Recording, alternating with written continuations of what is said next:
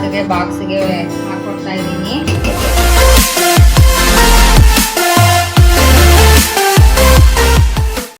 Hi, welcome back to my channel.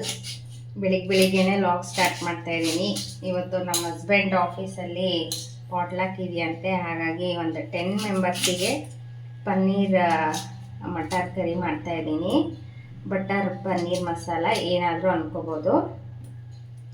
So ಹೇಗೆ ಮಾಡೋದು ಅಂತ ನೋಡೋಣ. ಫಸ್ಟು ನಾನಿಲ್ಲಿ ಮಸಾಲ ರುಬ್ಕೊಳ್ಳೋದಕ್ಕೆ ಬೇಸ್ ಮಸಾಲ ಇದು, ಹಾಗಾಗಿ ಒಂದು 5 ದೊಡ್ಡ ಸೈಜಲ್ಲಿ ಆನಿಯನ್ನ ತಗೊಂಡಿದ್ದೀನಿ. ಸ್ವಲ್ಪ ಇದ್ರ ಸಮಾನನೇ ಕ್ವಾಂಟಿಟಿ ಈರುಳ್ಳಿ ಎಷ್ಟು ತೊಗೊಂಡಿರ್ತೀವೋ ಅಷ್ಟು ನಾವು ಟೊಮೆಟೊನ ತೊಗೊಂಡಿದ್ದೀನಿ. ಹಾಗೆ ಒಂದೇ ಒಂದು ಕ್ಯಾಪ್ಸಿಕಮ್ಮು, ಸ್ವಲ್ಪ ಬಟಾಣಿ ಸೀಸನ್ ಅಲ್ವಲ್ಲ, ಹಾಗಾಗಿ ಅಷ್ಟೊಂದು ಸಿಕ್ಕಿಲ್ಲ, ಸೊ ಇಷ್ಟೇ ತೊಗೊಂಡಿದ್ದೀನಿ. ಸೊ 200 ಗ್ರಾಮ್ ಆಗೋಷ್ಟು 2 ಪ್ಯಾಕೆಟು ಮಿಲ್ಕಿ ಮಿಸ್ಟ್ ಅವರ ಪನ್ನೀರನ್ನ ತೊಗೊಂಡಿದ್ದೀನಿ. ಫಸ್ಟ್ ಇದೆಲ್ಲ ಕಟ್ ಮಾಡಿಕೊಂಡು ಎಣ್ಣೆಯಲ್ಲಿ ಇದಿಷ್ಟನ್ನು ಫ್ರೈ ಮಾಡ್ಕೊಬೇಕು.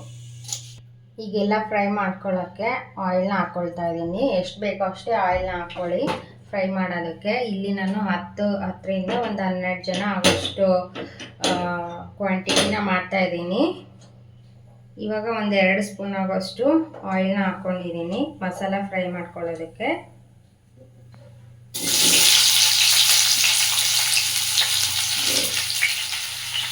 ಇದರಲ್ಲಿ 1 ಈರುಳ್ಳಿನ ಉಳಿಸ್ಕೊಂಡಿದ್ದೀನಿ. ಇದನ್ನು ಆಮೇಲೆ ನಾವು ಒಗ್ಗರಣೆಯಲ್ಲಿ ಹಾಕ್ಕೊಳ್ಳೋಣ. ಆನಿಯನ್ನು ಹಸಿ ಸ್ಮೆಲ್ ಹೋದರೆ ಸಾಕು, ತುಂಬ ಗೋಲ್ಡನ್ ಬ್ರೌನ್ ಆಗಬೇಕು ಅಂತ ಏನಿಲ್ಲ. ಸೊ ಇವಾಗ ಹಸಿ ಸ್ಮೆಲ್ಲೆಲ್ಲ ಹೋಗಿ ಸ್ವಲ್ಪ ಆನಿಯನ್ ಬೆಂದಿದೆ. ಈಗ 1 ಇಂಚ್ ಆಗೋಷ್ಟು ಶುಂಠಿನ ಹಾಕ್ಕೊಳ್ತಾ ಇದ್ದೀನಿ. ಹಾಗೆ ಒಂದು 8 ಲವಂಗಗಳನ್ನು ಹಾಕ್ಕೊಳ್ತಾ ಇದ್ದೀನಿ. ಇದ್ರ ಜೊತೆಗೆ 1 ಇಂಚ್ ಆಗೋಷ್ಟು ಶುಂಠಿನ ಹಾಕ್ಕೊಳ್ತಾ ಇದ್ದೀನಿ. 1 ಗೆಡ್ಡೆ ಬೆಳ್ಳುಳ್ಳಿನ ಸೇರಿಸ್ಕೊಳ್ತಾ ಇದ್ದೀನಿ. ಮತ್ತೆ ಇವಾಗ ಫ್ರೈ ಮಾಡ್ಕೊಳ್ಳೋಣ ಇದನ್ನು.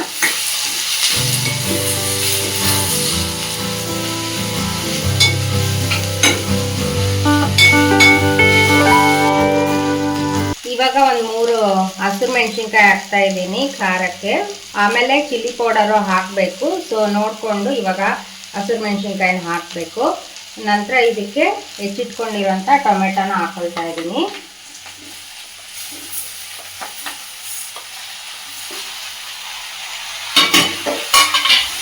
ಈ ಟೊಮೆಟೊ ಎಲ್ಲ ಸ್ವಲ್ಪ ಸಾಫ್ಟ್ ಆಗೋವರೆಗೂ ಫ್ರೈ ಮಾಡ್ಕೋಬೇಕು.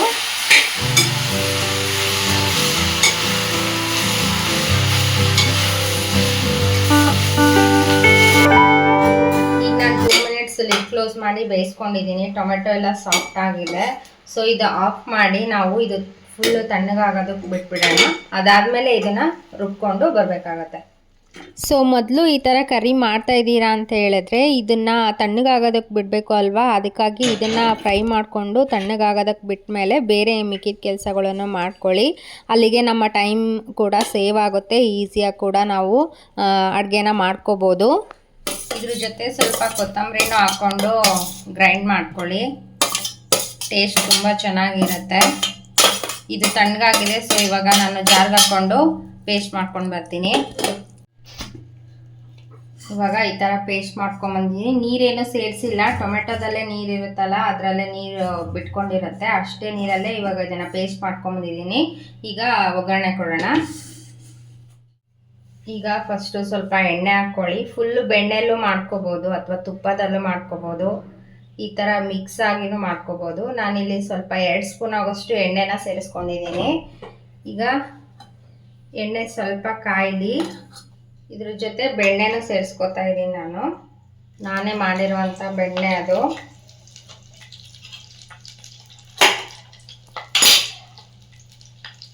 ಬೆಣ್ಣೆ ಸ್ವಲ್ಪ ಜಾಸ್ತಿ ಇದ್ರೂ ಪರವಾಗಿಲ್ಲ, ನಡೆಯುತ್ತೆ, ಟೇಸ್ಟ್ ತುಂಬ ಚೆನ್ನಾಗಿರುತ್ತೆ. ಬೆಣ್ಣೆಲೇ ಮಾಡಿಕೊಂಡ್ರೆ ಇನ್ನೂ ಚೆನ್ನಾಗಿರುತ್ತೆ. ಇವಾಗ ಬೆಣ್ಣೆ ಕಾದಿದೆ. ಸ್ವಲ್ಪ ಶಾಯಿ ಜೀರಾ ಹಾಕ್ತಾ ಇದ್ದೀನಿ. ಇದ್ರೆ ಹಾಕ್ಕೊಳ್ಳಿ, ಇಲ್ಲ ಅಂದರೆ ಬೇಡ. ಹಾಗೆ ಇದ್ರ ಜೊತೆಗೆ 1 ಸ್ಪೂನ್ ಆಗೋಷ್ಟು ಜೀರಿಗೆನ ಹಾಕ್ಕೊಂಡಿದ್ದೀನಿ.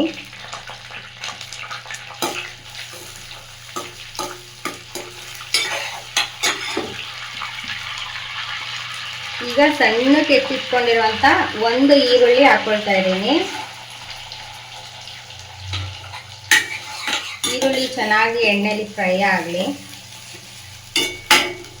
ಪೇಸ್ಟ್ ಥರನೇ ಗ್ರೇವಿ ಇರಬೇಕು ಅಂದರೆ ಈಗ ಎಕ್ಸ್ಟ್ರಾ ಈರುಳ್ಳಿ ಹಾಕ್ಕೊಳ್ಳೋದೇನು ಬೇಡ. ಕೆಲವರಿಗೆ ತುಂಬ ಪೇಸ್ಟ್ ಥರ ಗ್ರೇವಿ ಇಷ್ಟ ಆಗಲ್ಲ. ಹಾಗಾಗಿ ನಾನಿಲ್ಲಿ ಸಣ್ಣದಾಗಿ ಹೆಚ್ಕೊಂಡು ಈರುಳ್ಳಿನ ಸೇರಿಸ್ಕೊಂಡಿದ್ದೀನಿ. ಈರುಳ್ಳಿ ಸ್ವಲ್ಪ ಫ್ರೈ ಆಗಲಿ ಚೆನ್ನಾಗಿ. ಈ ಗ್ರೇವಿ ಮಾಡೋವಾಗ ಹಸಿ ವಾಸನೆದು ಯಾವುದೂ ಇರಬಾರ್ದು. ಹಸಿ ಸ್ಮೆಲ್ ಆಗಲಿ ವಾಸನೆ ಆಗಲಿ ಏನೂ ಇರಬಾರ್ದು. ಚೆನ್ನಾಗಿ ಗ್ರೇವಿ ಬೆಂದರೆ ಮಾತ್ರ ಟೇಸ್ಟ್ ಚೆನ್ನಾಗಿರುತ್ತೆ. ರೆಸ್ಟೋರೆಂಟ್ ಸ್ಟೈಲಲ್ಲಿ ಇರಬೇಕು ಅಂದರೆ ಗ್ರೇವಿನ ಚೆನ್ನಾಗಿ ಬೇಯಿಸ್ಕೋಬೇಕಾಗತ್ತೆ. ಈ ಥರ ಎಣ್ಣೆ ಬೆಣ್ಣೆಲೇನೆ ಆವಾಗಲೇ ಅದ್ರ ಟೇಸ್ಟ್ ಕೊಡೋದು. ಹಾಗೆ ತುಂಬ ಈಸಿ ಮಾಡೋದು ಕೂಡ. ಯಾರು ಬೇಕಾದರೂ ಮಾಡ್ಬೋದು. ಬಿಗಿನರ್ಸು, ಬ್ಯಾಚುಲರ್ಸು ಎಲ್ಲರೂ ಮಾಡ್ಕೋಬೋದು ಇದನ್ನು. ಫಸ್ಟು ಎಲ್ಲ ಫ್ರೈ ಮಾಡಿಕೊಂಡು ಪೇಸ್ಟ್ ಮಾಡಿಕೊಂಡು ನೆಕ್ಸ್ಟು ಒಗ್ಗರಣೆ ಕೊಟ್ಕೊಳ್ಳೋದು ಅಷ್ಟೇ.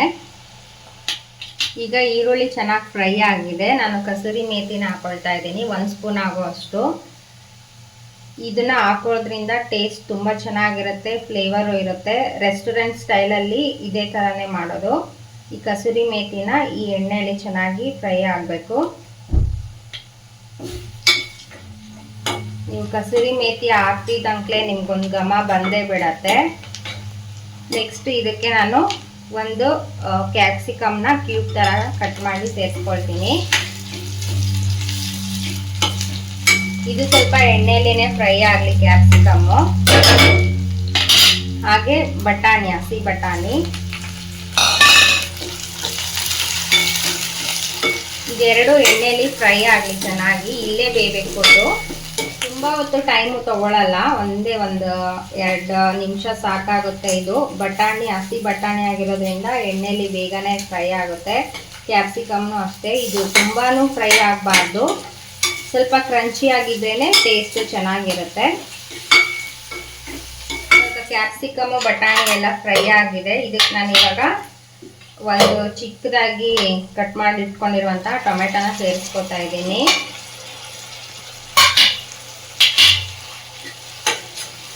ಈ ಥರ ಮಾಡ್ಕೊಳ್ಳಿ. ಗ್ರೇವಿ ತುಂಬಾ ಚೆನ್ನಾಗಿರುತ್ತೆ. ಜಾಸ್ತಿ ಜನಕ್ಕೂ ಕೂಡ ಆಗುತ್ತೆ.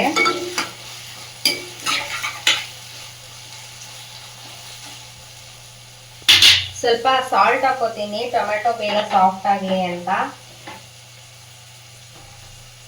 ಸ್ವಲ್ಪನೇ ಹಾಕೊಳ್ತಾ ಇರೋದು ಇವಾಗ.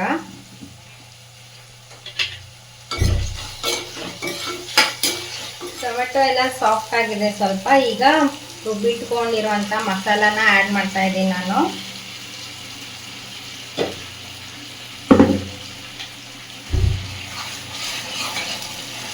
ಸ್ವಲ್ಪ ಫ್ಲೇಮ್ ಕಡಿಮೆ ಇಟ್ಕೊಳ್ಳಿ. ಮಸಾಲ ಹಾಕಿದ್ಮೇಲೆ ಗೋಡಂಬಿ ಎಲ್ಲ ಹಾಕಿರ್ತೀವಲ್ಲ, ಸೊ ತಳ ಇಟ್ಕೊಂಡ್ಬಿಡುತ್ತೆ. ಹಾಗಾಗಿ ಎಣ್ಣೆಯಲ್ಲಿ ಇದನ್ನು ಚೆನ್ನಾಗಿ ಫ್ರೈ ಮಾಡ್ಕೊಳ್ಳಿ ಇನ್ನೊಂದ್ಸಲ, ಹಸಿ ವಾಸನೆ ಹೋಗೋವರೆಗೂ. ಆಲ್ರೆಡಿ ಫ್ರೈ ಮಾಡಿರ್ತೀವಿ, ಅಷ್ಟೊಂದು ಟೈಮ್ ಏನು ತಗೊಳ್ಳಲ್ಲ.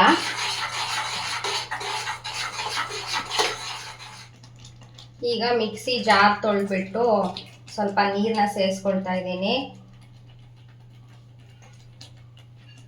ಇವಾಗ ಇದಕ್ಕೆ ಮಸಾಲೆಗಳನ್ನ ಆ್ಯಡ್ ಮಾಡ್ಕೊಳ್ಳೋಣ. ಸ್ವಲ್ಪ ಅರಿಶಿನ ಪೌಡರು, ಹಾಗೆ ರೆಡ್ ಚಿಲ್ಲಿ ಪೌಡರು ನೋಡ್ಕೊಂಡು ಹಾಕ್ಕೊಳ್ಳಿ. ಹಸಿರು ಮೆಣಸಿನ್ಕಾಯಿನೂ ಹಾಕಿರ್ತೀವಿ. ಹಾಗೆ ಧನಿಯಾ ಪೌಡರು ನಾನಿಲ್ಲಿ 2 ಸ್ಪೂನ್ ಆಗೋಷ್ಟು ಹಾಕ್ಕೊಳ್ತಾ ಇದ್ದೀನಿ. ಹಾಗೆ ಒಂದು ಅರ್ಧ ಸ್ಪೂನ್ ಆಗೋಷ್ಟು ಜೀರಾ ಪೌಡರ್ನ ಸೇರಿಸ್ಕೊಳ್ತಾ ಇದ್ದೀನಿ. ಹಾಗೆ ರುಚಿಗೆ ತಕ್ಕಷ್ಟು ಉಪ್ಪು. ಸ್ವಲ್ಪ ಟೊಮೆಟೊ ಬೇಯಲಿ ಅಂತ ಹಾಕಿದ್ವಿ ಮುಂಚೆನೆ, ನೋಡ್ಕೊಂಡು ಉಪ್ಪು ಹಾಕೊಳ್ಳಿ. ಬೇಕು ಅಂದರೆ ಆಮೇಲೂ ಕೂಡ ಸೇರಿಸ್ಕೋಬೋದು. ಈಗ ಇದನ್ನೆಲ್ಲ ಚೆನ್ನಾಗಿ ಫ್ರೈ ಮಾಡಿಕೊಂಡು ಮಿಕ್ಸ್ ಮಾಡ್ಕೊಬೇಕು.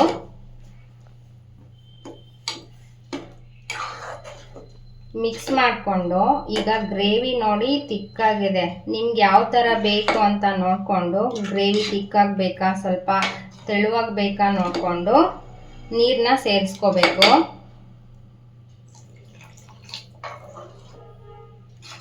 ನೀರನ್ನ ಸೇರಿಸ್ಕೊಂಡು ಅದು ಎಣ್ಣೆ ಬಿಟ್ಕೊಂಡು ಬರೋವರೆಗೂ ಮಸಾಲಾನ ಬೇಯಿಸ್ಕೋಬೇಕಾಗತ್ತೆ.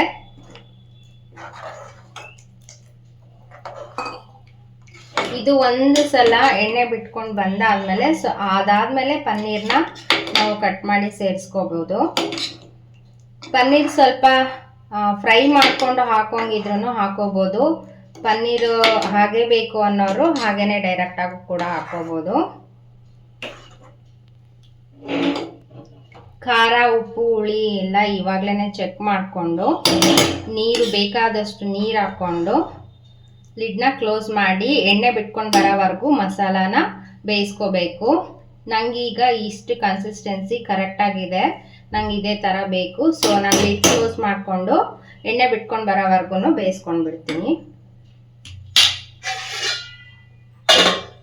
ಈಗ ಒಂದು ಅರ್ಧ ಸ್ಪೂನ್ ಆಗೋಷ್ಟು ನಾನಿಲ್ಲಿ ಸಕ್ಕರೆನ ಹಾಕ್ಕೊಳ್ತಾ ಇದ್ದೀನಿ. ಕಲರೂ ಬರುತ್ತೆ, ಹಾಗೆಯೇ ಟೇಸ್ಟ್ ಕೂಡ ಎಲ್ಲ ಸಮವಾಗುತ್ತೆ, ಉಪ್ಪು ಹುಳಿ ಖಾರ ಎಲ್ಲ. ಹಾಗಾಗಿ ನಾನು ಒಂದು ಅರ್ಧ ಸ್ಪೂನ್ ಆಗೋಷ್ಟು ಸಕ್ಕರೆನ ಸೇರಿಸ್ಕೊಂಡಿದ್ದೀನಿ. ಎಲ್ಲ ರೆಸ್ಟೋರೆಂಟ್ಗಳಲ್ಲೂ ಸ್ವಲ್ಪ ಸಕ್ಕರೆ ಸೇರಿಸ್ತಾರೆ, ಅದರಿಂದ ಕಲರ್ ತುಂಬ ಚೆನ್ನಾಗಿ ಬರುತ್ತೆ ಅಂತ. ನಾವಿಲ್ಲಿ ಯಾವುದೇ ಟೇಸ್ಟಿಂಗ್ ಪೌಡರು ಕಲರು ಏನು ಯೂಸ್ ಮಾಡಿಲ್ಲ. ತುಂಬಾ ಟೇಸ್ಟಿಯಾಗಿರುತ್ತೆ. ಒಂದ್ಸಲ ನೀವು ಟ್ರೈ ಮಾಡಿ ನನಗೆ ಹೇಳಿ. ಸೊ ಇವಾಗ ಮಸಾಲ ಆಗಿದೆ, ಇದು ಎಣ್ಣೆಲಿ ಚೆನ್ನಾಗಿ ಬೆಂದಿದೆ. ಈಗ ಪನ್ನೀರ್ನ ಸೇರಿಸ್ಕೊಳ್ತೀನಿ. ನಾನು ಪನ್ನೀರ್ನ ಸೇರಿಸ್ಕೊಳ್ತೀನಿ. ನೋಡಿ ಎಣ್ಣೆ ಸ್ವಲ್ಪ ಇಲ್ಲಿ ಮೇಲೆ ಎಲ್ಲ ಬಂದಿದೆ. ಸೊ ಗ್ರೇವಿ ಆಗಿದೆ ಅಂತ ಈಗ ಮತ್ತೆ ಪನ್ನೀರ್ ಹಾಕಿ ನಾವು ಒಂದು 5 ನಿಮಿಷ ಇದನ್ನು ಬೇಯೋದಕ್ಕೆ ಬಿಡಬೇಕು. ಪನ್ನೀರ್ಗೆಲ್ಲ ಮಸಾಲ ಹೀರ್ಕೋಬೇಕು. ಇಲ್ಲಿ 400 ಗ್ರಾಮ್ ಆಗೋಷ್ಟು ಪನ್ನೀರ್ನ ನಾನು ಸೇರಿಸ್ಕೊಂಡಿದ್ದೀನಿ. ಲೈಟಾಗಿ ಮಿಕ್ಸ್ ಮಾಡಿ, ಪನ್ನೀರ್ ಎಲ್ಲ ಸ್ಮ್ಯಾಶ್ ಆಗೋಗುತ್ತೆ.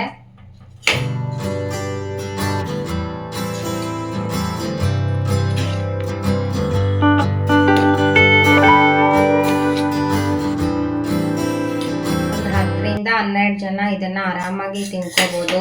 ಚಪಾತಿ, ನಾನ್, ರೋಟಿ, ಅನ್ನಕ್ಕೂ ಕೂಡ ಚೆನ್ನಾಗೇ ಇರುತ್ತೆ. ಗೀ ರೈಸು, ಈ ಥರ ರೈಸ್ ಐಟಮ್ಸಲ್ಲೂ ಸೈಡಲ್ಲೂ ನೀವು ಹಾಕೊಂಡು ತಿನ್ಬೋದು. ತುಂಬ ಚೆನ್ನಾಗಿರುತ್ತೆ, ಮಾಡೋದು ತುಂಬ ಈಸಿ. ಒಂದ್ಸಲ ಟ್ರೈ ಮಾಡಿ ಹೇಗಿತ್ತು ಅಂತ ನನಗೆ ಕಮೆಂಟ್ ಮಾಡಿ. ಪನ್ನೀರಿಗೆ ಮಸಾಲ ಇಟ್ಕೊಳ್ಳಿ ಅಂತ 1-2 ನಿಮಿಷ ಲಿಡ್ ಕ್ಲೋಸ್ ಮಾಡಿ ಬಾಯ್ಲ್ ಮಾಡ್ಕೊಳ್ಳೋಣ. ಇವಾಗ ನಮ್ಮ ಪನ್ನೀರ್ ಬಟರ್ ಮಸಾಲ ರೆಡಿ ಆಯಿತು. ಸೊ ಇನ್ನೂ ಸ್ವಲ್ಪ ಬೆಣ್ಣೆನ ಹಾಕ್ಕೋತಾ ಇದ್ದೀನಿ. ಫ್ರೆಶ್ ಕ್ರೀಮ್ ಬೇಕಾದರೂ ಹಾಕ್ಕೋಬೋದು, ಅದಿಲ್ಲ ಅಂದರೆ ಇರೋ ಬೆಣ್ಣೆನೇ ಹಾಕಿ. ತುಂಬ ಟೇಸ್ಟಿಯಾಗಿರುತ್ತೆ. ಹಾಗೆಯೇ ಮೇಲೆ ಸ್ವಲ್ಪ ಕೊತ್ತಂಬರಿ ಸೊಪ್ಪಿಂದ ಗಾರ್ನಿಷಿಂಗ್ ಮಾಡಿದ್ರೆ ಸೂಪರ್ ಟೇಸ್ಟಿಯಾಗಿರುವಂತಹ ಪನ್ನೀರ್ ಬಟರ್ ಮಸಾಲ ರೆಡಿ ಆಗುತ್ತೆ. 10-12 ಜನ ಆರಾಮಾಗಿ ಊಟ ಮಾಡ್ಬೋದು. ಪನ್ನೀರ್ ಕರಿ ರೆಡಿಯಾಗಿದೆ.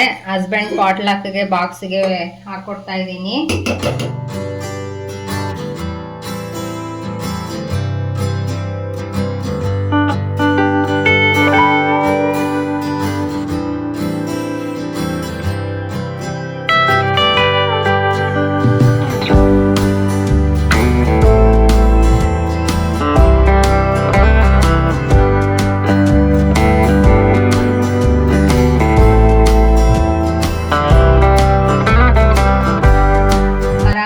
ಒಂದು 15 ಜನ ಊಟ ಮಾಡ್ಬೋದು. ಚಪಾತಿ, ರೋಟಿ, ನಾನ್ ಯಾವುದ್ರ ಜೊತೆ ಬೇಕಾದರೂ, ರೈಸ್ ಜೊತೆ ಬೇಕಾದರೂ ಹಚ್ಕೊಂಡು ತಿನ್ಬೋದು. ತುಂಬ ಈಸಿ ಹಾಗೂ ಟೇಸ್ಟಿಯಾಗಿರುತ್ತೆ. ಇವತ್ತು ಹಸ್ಬೆಂಡ್ ಪಾಟ್ಲಾಕಿಗೆ ಮಾಡಿ ಕಳಿಸ್ತಾ ಇದ್ದೀನಿ. ಅಲ್ಲೆಲ್ಲ ಹೇಗಿದೆ ಅಂತ ತಿಂದು ಹೇಳ್ತಾರೆ, ನೋಡೋಣ. ನೆಕ್ಸ್ಟ್ ವಿಡಿಯೋದಲ್ಲಿ ಹೇಳ್ತೀನಿ ನಾನು ಅವರೆಲ್ಲ ಏನು ಹೇಳಿದ್ರು ನನಗೆ ಅಂತ. ಸೊ ಈ ವಿಡಿಯೋನ ಇಲ್ಲಿಗೆ ಎಂಡ್ ಮಾಡ್ತಾ ಇದ್ದೀನಿ. ನಿಮಗೆಲ್ಲ ಈ ವಿಡಿಯೋ ಇಷ್ಟ ಆದರೆ ಒಂದು ಲೈಕ್, ಶೇರ್, ಕಮೆಂಟ್ ಮಾಡಿ. ನೀವು ಟ್ರೈ ಮಾಡಿ ಹೇಗಿತ್ತು ಅಂತ ಕಮೆಂಟ್ ಮಾಡಿ. ಮುಂದಿನ ವಿಡಿಯೋದಲ್ಲಿ ಸಿಗ್ತೀನಿ. ಅಲ್ಲಿವರೆಗೂ ಟಾಟಾ, ಬಾಯ್ ಬಾಯ್.